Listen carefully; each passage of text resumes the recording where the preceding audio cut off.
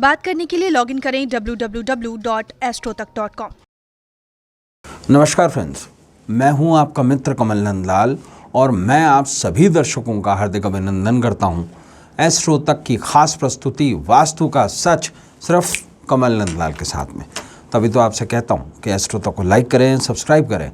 और कमल नंदलाल तो ये कहता है कि शेयर तो बनता है, क्योंकि आपका एक शेयर बहुत बड़ा काम करता है। आपका एक शेयर किसी के जीवन से दुख, दरिद्रता और दुर्भाग्य को मिटाता है। आपका एक शेयर आपके जीवन में सुख, समृद्धि और सौभाग्य लेकर आता है। इतना बड़ा काम करता है आपका एक शेयर, इसलिए शेयर तो बनता है। कमल नंदलाल यही कहता है। और ख़ास बात क्या, अगर आप मेरी सर्विसेज लेना चाहते हैं, आप चाहते हैं कि मैं आपकी कुंडली देखूं, आपकी कुंडली का विवेचन करूं, या आप चाहते हैं आपकी किसी जटिल समस्या का सरल समाधान करूं, या आप चाहते हैं मैं आपके घर का वास्तु देखूं, आपके ऑफिस का वास्तु देखूं, या आपके इंडस्ट्री का वास्तु देखूं, तो करना क्या है आपको हमारी वेबसाइट पे आना है www.astrotak.com। और वहाँ पर आने के बाद में सीधा मेरे प्रोफाइल पर आकर मुझे डायरेक्टली कॉल मिला लेना है सर्विस लेकर, और मैं आपके कॉल का इंतज़ार करूँगा। तो चलिए अब बढ़ते हैं आगे, और वास्तु का सच में सबसे पहले बात करेंगे आज के विषय पर। मित्रों, आज का हमारा टॉपिक बहुत सुंदर है। वास्तु की ये 8 दिशाएं, किस दिशा में क्या काम करके पाएं सफलता। देखिए मित्रों, वैसे 10 दिशाएं होती हैं, जिस प्रकार से 10 दिक्पाल होते हैं, लेकिन अगर हम आकाश और पाताल को छोड़ दें तो इसके अलावा 8 दिशाओं का वर्णन शास्त्रों में दिया गया है। ये दिशाएं कौन सी है और इन दिशाओं में हम क्या काम करके सफलता पा सकते हैं, आज हम ये डिस्कस करेंगे। देखिए, सबसे पहले जानेंगे कि एग्जैक्टली दिशाओं का थोड़ा बहुत क्या महत्व है, बहुत शॉर्ट में। देखिए, अगर आपके घर में, आपके ऑफिस में वास्तु दोष हैं तो आपके जीवन में कई अनेक समस्याएं पेश आने लगती हैं। स्पेशली स्टूडेंट्स को पढ़ाई में दिक्कत आती है, आर्थिक रूप से व्यक्ति कमज़ोर हो जाता है, उसे अपयश, अपमान या तनाव रहने लगता है, पति पत्नी के बीच में कलह होती है, परिवार के लोगों के आपसी सामंजस्य में कमी होती है, और ये सब समस्याएं वास्तु में कमी होने के कारण होती हैं।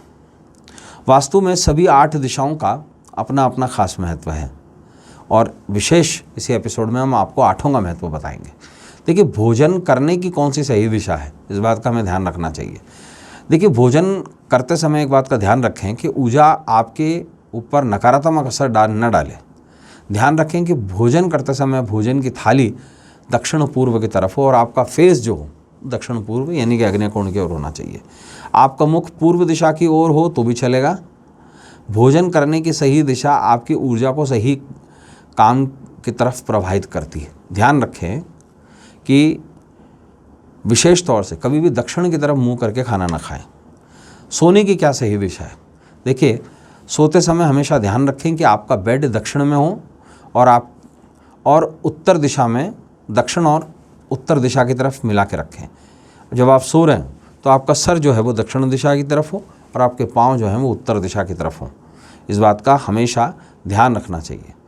इससे आपको नींद अच्छी आएगी और रात में डरावने सपने भी नहीं आएंगे।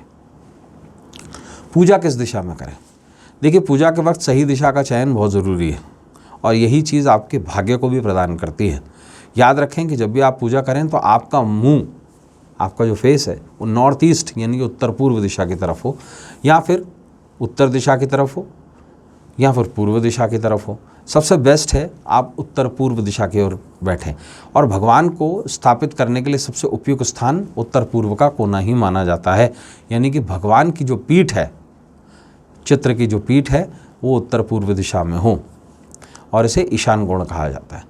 जल के बहाव की कौन सी दिशा होना चाहिए? देखिए, जल हमेशा आपके घर का जो फ्लो हो, पानी का फ्लो, जो फर्श का लेवल हो, वो दक्षिण से उत्तर की ओर बना हुआ हो, कभी भी उत्तर से दक्षिण की ओर ना बना हुआ हो। इस बात का बिल्कुल ध्यान रखें।